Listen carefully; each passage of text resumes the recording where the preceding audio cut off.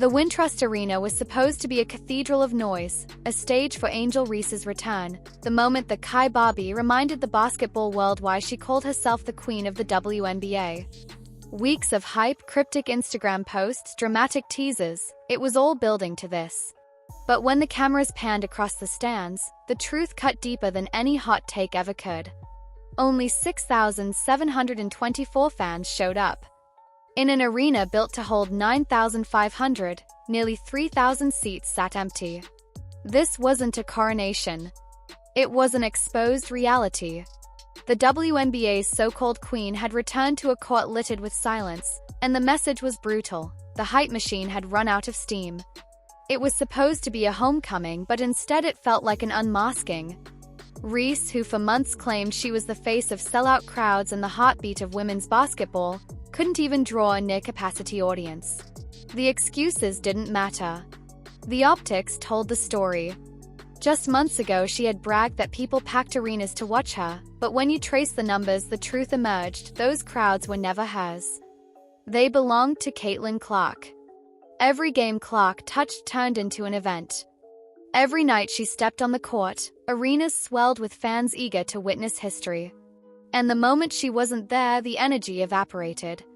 Angel Reese alone couldn't sustain it. Her return didn't fill the seats. It emptied the illusion. And then came the game itself. For a return marketed like a championship bout, what played out on the court was nothing short of humiliating. Reese finished with 19 points and 7 rebounds, a line that looks respectable until you actually watched how it unfolded. She is the most blocked player in the WNBA, a statistic that screams predictability rather than dominance. Defenders know her moves, study her tendencies, and shut her down with routine ease. Her efficiency, 69% shooting, was inflated by putbacks, the kind of shots any professional forward should finish. But when the moments mattered, she missed layups so sloppy that fans in the stands laughed out loud. She strutted, smirked, and shrugged like she was already enshrined in the Hall of Fame, while in reality she was carving bricks into the backboard. The real sting came in the way her presence suffocated her own team. Camila Cardoso had been thriving during Reese's absence, finally finding her rhythm and confidence.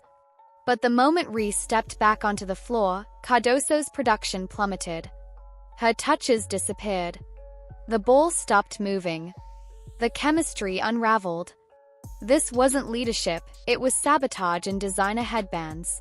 What kind of star makes her teammates worse by being there?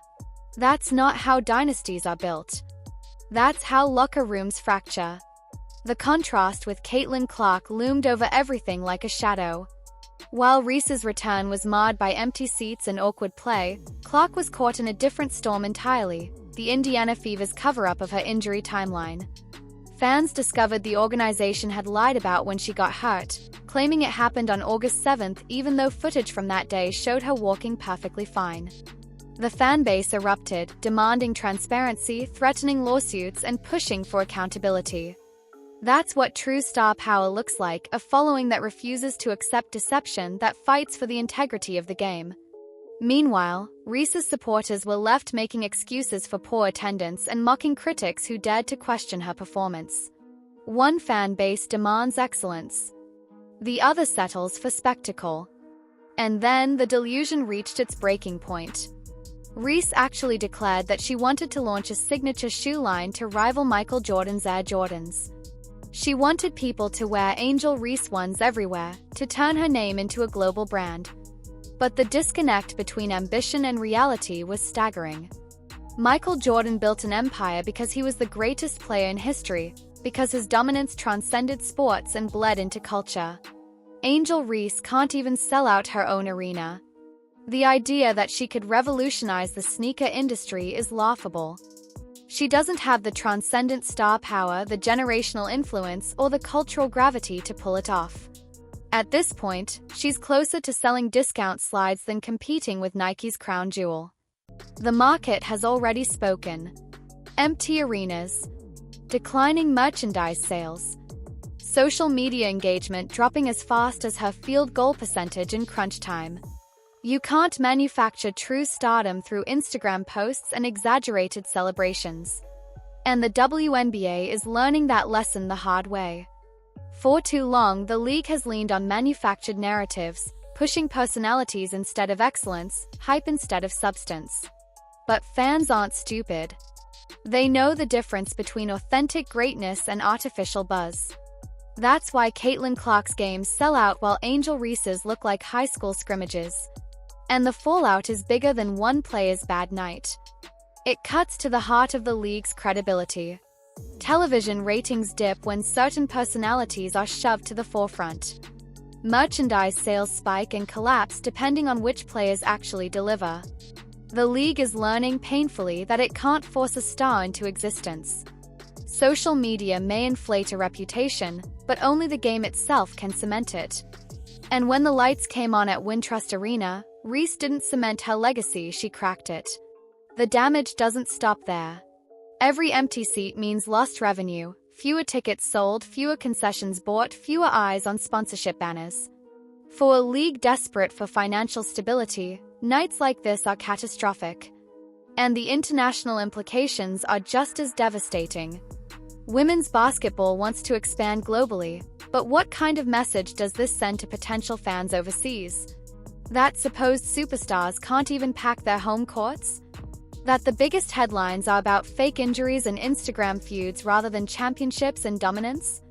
That isn't growth, it's erosion.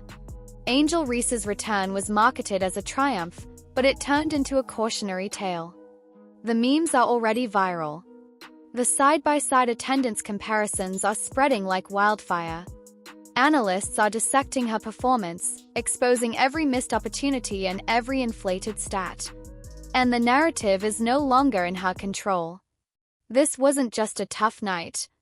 This was a career-defining humiliation. The illusion has cracked. The hype has been exposed. And the WNBA is left standing at a crossroads. Will it keep propping up influencers in jerseys, or will it finally commit to celebrating basketball players who let their game speak louder than their captions? So now I'll leave it to you. Do you think Angel Reese can bounce back from this disaster, or has the Kai Barbie era officially run its course? Is this the moment fans finally demand authenticity from the WNBA, or will the league double down on the hype machine? Let me know what you think in the comments below.